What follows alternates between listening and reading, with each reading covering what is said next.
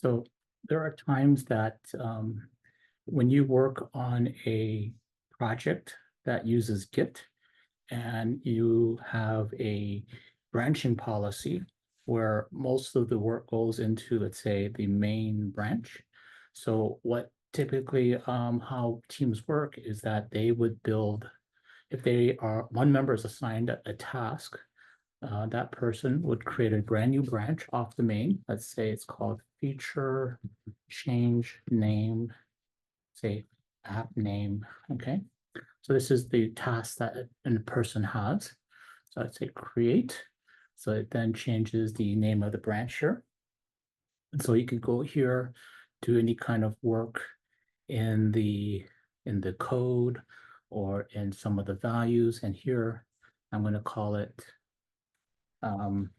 change the app name. So app, pet app, okay? So this is going to be the only change that I make here.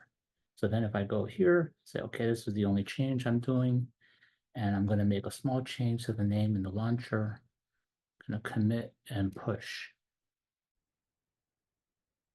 So we committed and pushed the changes. So if we just double check that we did a push, and we push to our remote repository. We see that nothing needs to be pushed since it's all up to date. Now, what we can do is there is a little link here that says create pull request. Click on that. And here it's saying, I want to, you can actually do it straight from Android Studio. So it says PR title. Let's say that there is a Jira item. So maybe it's like Jira 100, update the app name in the launcher. Okay. I'm going to put that in the description as well. So I'm going to say create pull request. And you can also assign it any reviewer. So if there is a team member who has access to the same Git repository, you can add that reviewer here. So you say click pull request. So now that it has created it, it's just warning you that there is no reviewer. You can then assign a reviewer.